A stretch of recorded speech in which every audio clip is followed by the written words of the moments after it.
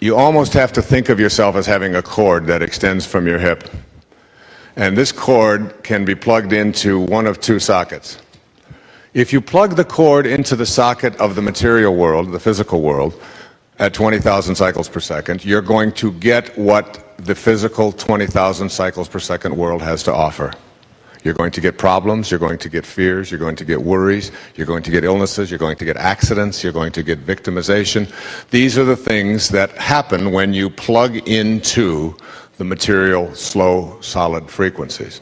If, on the other hand, you decide to take your plug and your cord and plug it into God, and it's really an internal metaphor that you can use at any time in your life, that I can unplug myself from here, because when I'm plugged into here in 20,000 cycles per second, I am feeling anxious, and I am worried, and my stomach is upset, and I feel sick, and I can't eat, and I want to take pills, and I want to go to the doctor, and I want somebody else to cure it for me. Those are the reactions to plugging in here. But when you plug into God, in your mind, when you just take this plug and you plug it in over here, you say, all right, God, I'm plugging into you, and I'm turning it over to you. Because I don't know how to handle this. But I know you do. Because you keep the planets in alignment. And you make the flowers bloom. And you turn a seed into a flower and an embryo into a baby. And I can trust an intelligence that can make miracles like that happen. And I know you have the answer. It's not like I have to say, oh, dear God, oh, my God. You know, I know that you can create the world, and I know you can do all of those things, but if you only knew my problems, you couldn't possibly solve them. And God is up there saying, you know, you're absolutely right. You know, it's not too bad to make a universe and to turn an embryo into a baby. But with the parents you had, my hands are tied. I'm sorry, there's just not much that I can do. I'm really sorry, you know. You have to really be willing to surrender and turn it over. And ask. And ask. And then create an intention. And then I think it's most important of all, after you turn it over, to remember that it's never between you and them when you have a conflict in your life. And I had read something from Mother Teresa called The Final Analysis.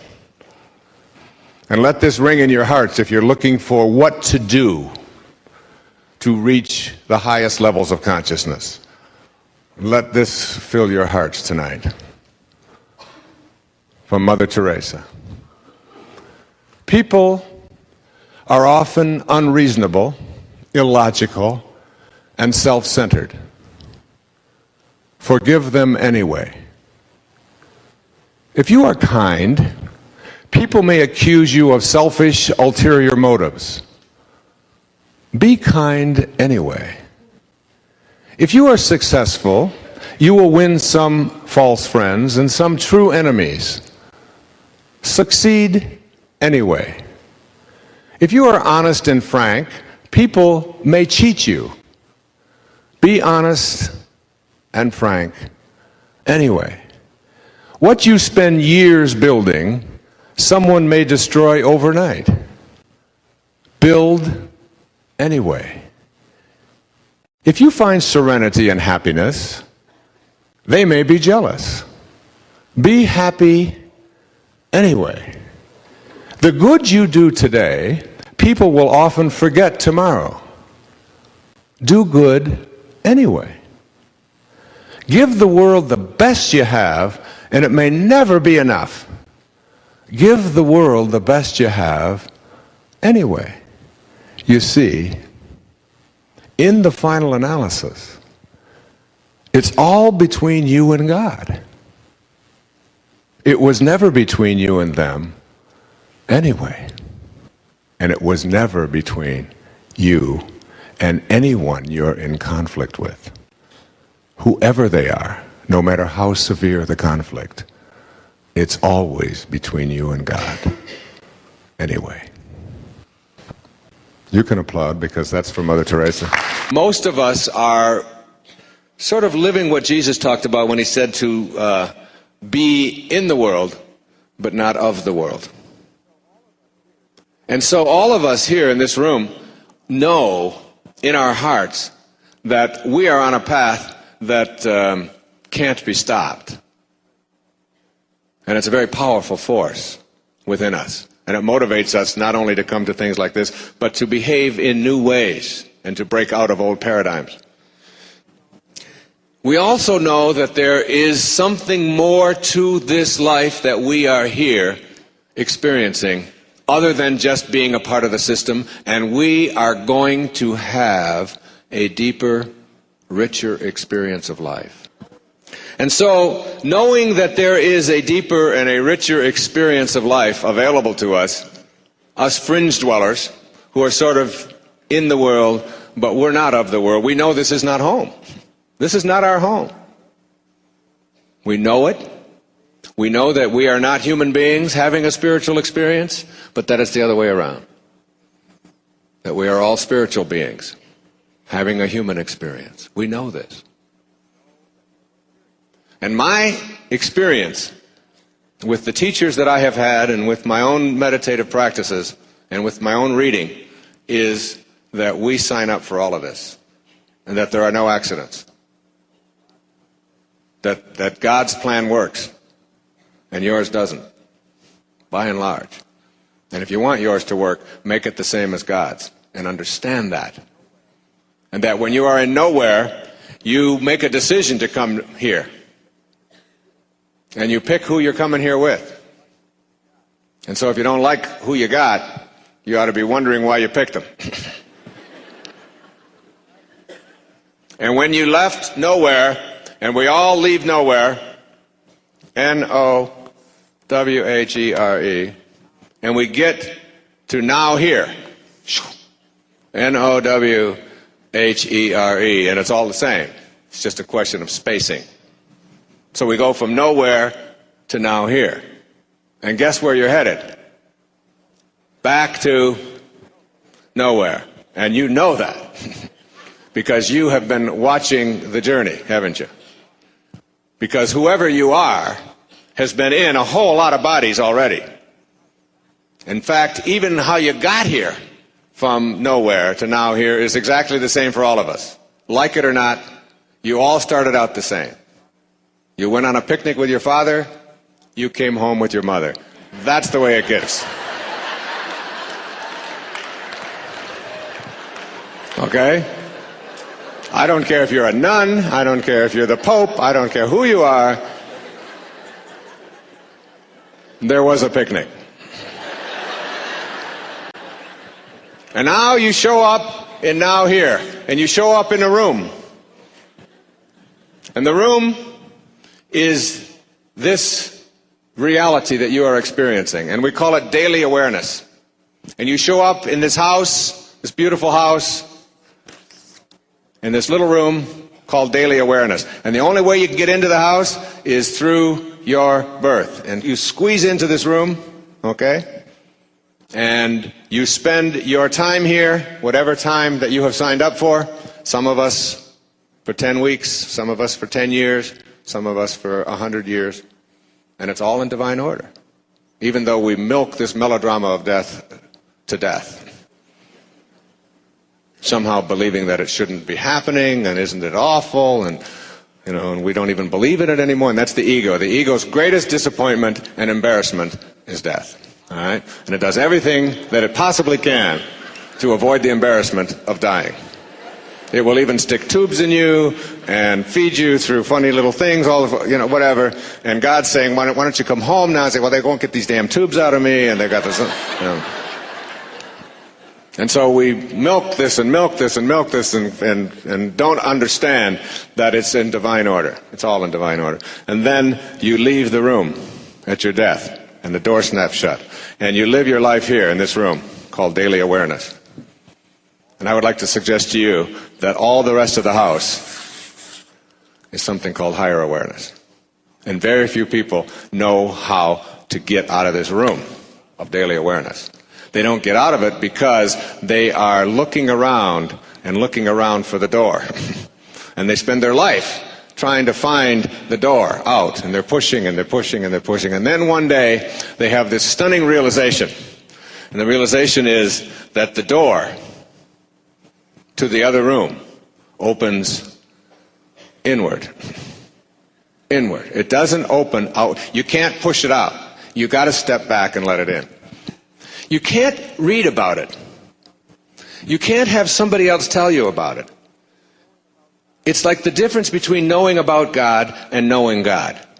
A lot of us know about God from what we've had handed to us through the various paradigms that we have bought into in our lives. Very few of us know God directly, have a direct knowing of the experience of saying, I now know. Like it says in A Course in Miracles, if you knew, it doesn't say if you believed, it says if you knew who walked beside you at all times on this path that you have chosen, you could never experience fear again. And when my teacher said, go out into the night, go knowing that you're not alone. My sister-in-law, Marilyn, was driving on the Lodge Freeway in Detroit with her husband, my brother, and their 3 children in the back seat. Now, she is a hardcore, linear, left-brain skeptic. I mean, you had to show me. Otherwise, it doesn't exist for her. Medicine was her model. Anything that has to do with the mind, very skeptical. This car jumped the guardrail on the other side, on the southbound lane, and landed right in her face at 60 miles an hour. She saw the wheels coming and land right there. Every bone in her face was broken. Her kidneys were punctured. She had internal bleeding and was in intensive care for 13 weeks. They took her into the hospital unconscious. And no one thought that she was going to survive the night. She was really in bad shape. And they performed surgery on her for 14 hours. And there was a team of surgeons, 6 of them. And they were talking during the surgery. As you can imagine, for 14 hours you would be talking. My sister-in-law reported to me in 1971, when I was 31 years old, and just sort of starting on this path, that she watched the entire surgery. She said, Wayne, you're the only person, you're the only weird one in the family. All right? And you're weird enough to believe this, you know. So anyway, Marilyn said to me, Wayne, she said, what happened is that I left my body. And she said, I went up to the corner of the room. I was surrounded by this light, and I was in the presence of God. It was like a consciousness. It was like, I can't describe it because it doesn't have boundaries. It didn't have form, but it was a magnificent light. And I was there, and there was this tunnel. And I could have gone through this tunnel, and I had the choice, and it was so peaceful, and it felt so good. It was the most blissful I've ever been in my life. And she said, and I watched the surgeons performing on me, and I watched them working on my body, knowing that that wasn't me. When she came out of it after 14 hours of surgery, there were 2 of the surgeons, they were voting on whether they should continue this or not, or whether they should just pull the plug. She had very little heartbeat at all, and she was so badly punctured internally, and her bleeding was so bad, and there was infection and so on, that they just didn't think she would, and if she did survive, they thought it was. So 2 of them were saying, let's just give up on this, you know, and go on to other people. The 4 doctors prevailed, who said that we really believe that we can save this person. And Marilyn then made it. She had 3 little children, my 2 nephews and 1 niece, were in the backseat. They were just little children at the time, 2, 4, and 5. And Marilyn decided that she could re-enter, even though it was painful and didn't want to do it. She was given, it's like given the choice. And she went back. And when she came out of it, she told the surgeons which ones had said, let's give up on it, and which ones had said, let's stay with it. And she had gave them word for word what they had said in this event. And she said it was at that time that I became really, truly aware. And she said since then, she has gotten to meet some of what they call NDEers, near-death experiences. And that everybody who has this near-death experience, Raymond Moody writes about it, has the same thing to report. And that is that when they come back, and they do it reluctantly, they have what we call the big picture. And since then, I mean, you wouldn't believe my sister-in-law. She is the calmest, most loving, easiest going. You can't get to her. You can't get to her. She has an inner candle flame that never flickers, though the worst goes before her. And the worst is my brother. And he goes before her all the time. And he's very linear. He's an insurance, he's a wonderful, loving, beautiful person. All of his stuff is motivated out of caring and concern. He wants to always, but he wants to do so damn much that it becomes like, all right, enough, I got the map, all right, yeah, but do you know which turn to make? Yeah, I know. And it's half an hour of that kind of, and she just sits there and just reads. And when there's a family squabble and people get themselves all upset, she just picks up a book and just excuses herself. And she goes over into the corner, and the kids say, you know, when someone will be around, their friends, they say, what's with your mom? And they all say, oh, she's got the big picture.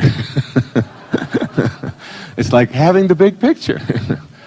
And these people, all of them report when they come back from that, they have this like near-death experience. It's like tension and stress and anxiety and fear and all of that stuff that occupies so much of our lives is just gone. It's just not a part of the consciousness any longer. My suggestion is that we don't have to have that kind of traumatic event happen to our form to understand the universal principles and to surrender to them and to make them work every day in our life. That we don't have to go there.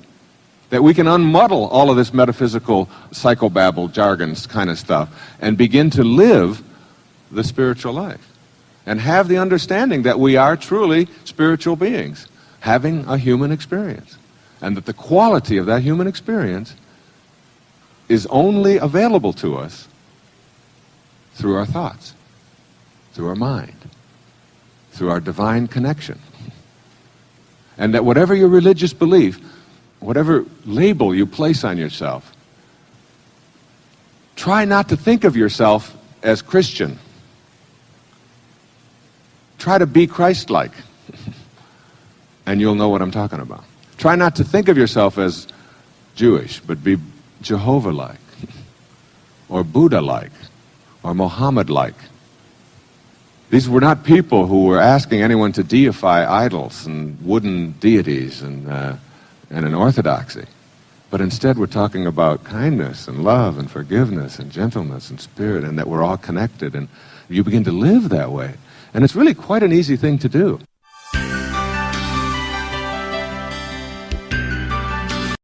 Hello, Abraham. It's wonderful to be here in your person. But what I'd really like to talk to you about for a moment is something called collective intention. I'm not looking to attract anything more into my life.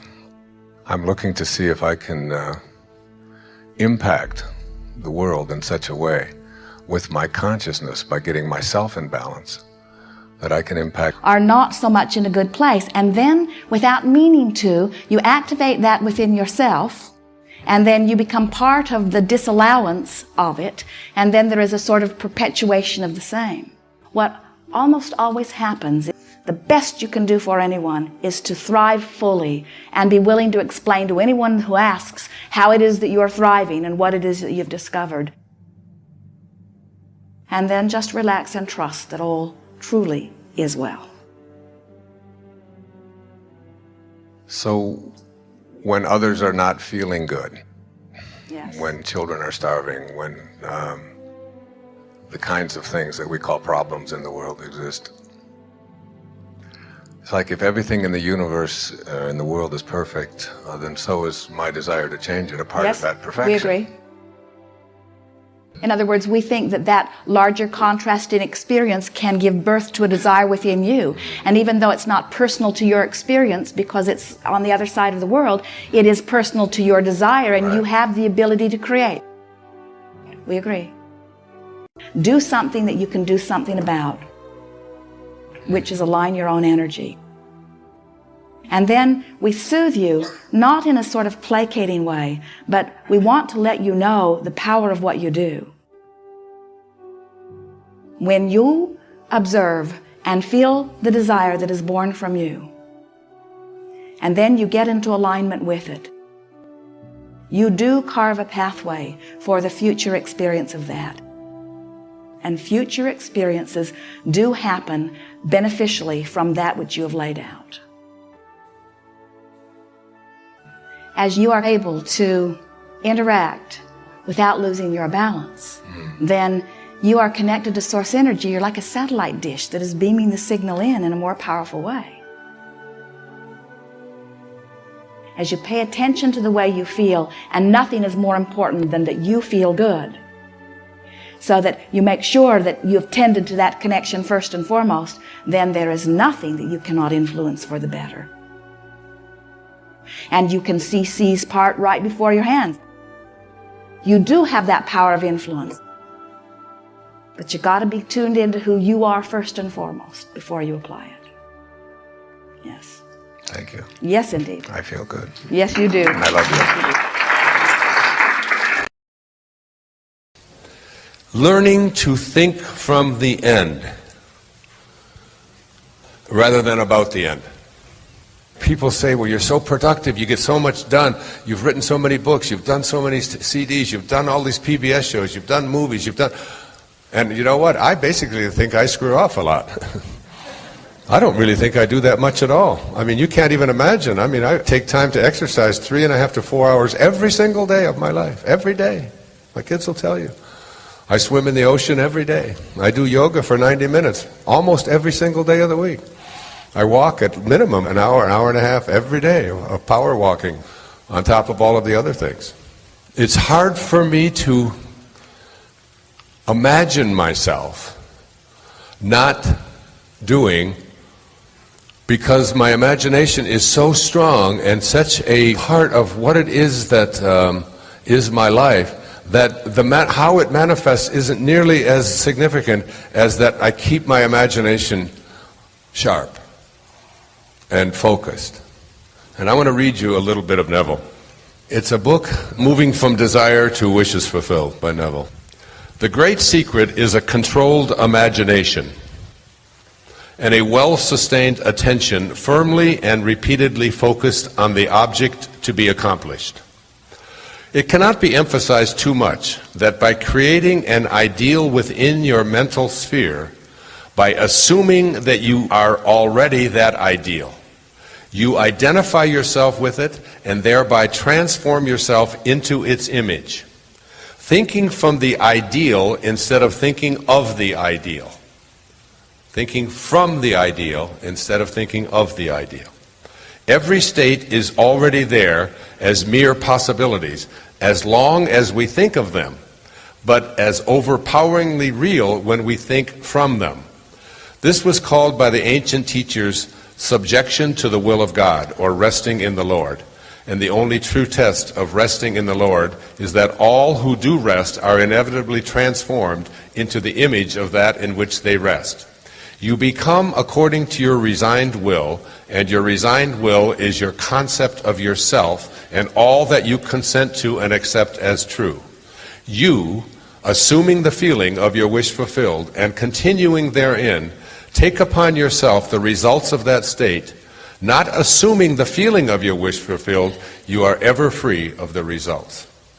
The truth that sets you free is that you can experience in imagination what you desire to experience in reality, and by maintaining this experience in imagination, your desire will and must become an actuality. Again, the truth that sets you free is that you can experience in your imagination what you desire to experience in reality. And by maintaining this experience in imagination, your desire will become an actuality. Now, all I can say to you about that is that it really works. The first part of this is the power of your imagination. The second part of what I'm speaking about here is thinking from the end. The third concept, after thinking from the end, is these words. If you're taking notes, I want you to really have them underlined. These are the words that Neville has spoken that really resonated with me. He said, you must learn to assume the feeling of the wish fulfilled.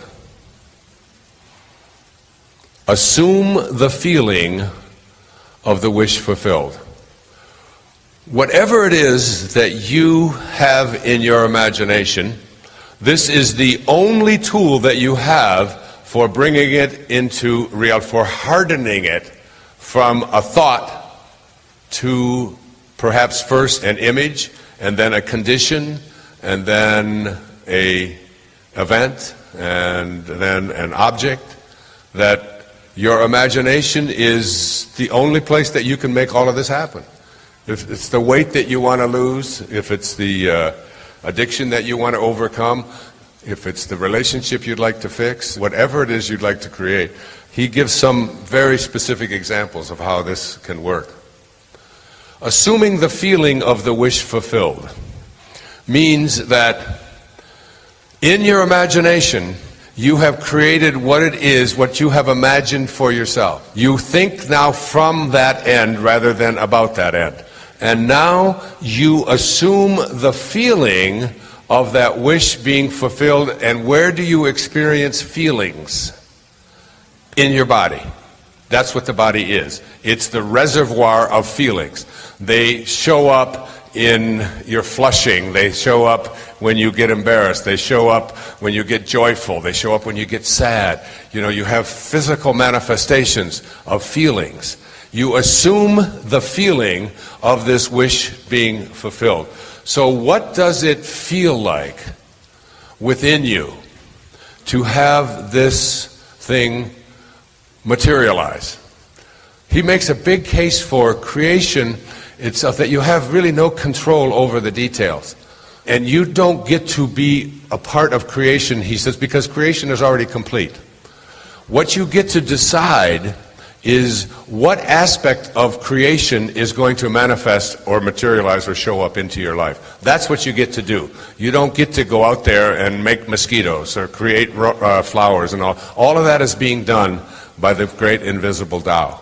What you get to decide is what extent of what is already being created and is part of creation that you are participating in, what share of it is going to manifest and be a part of your life.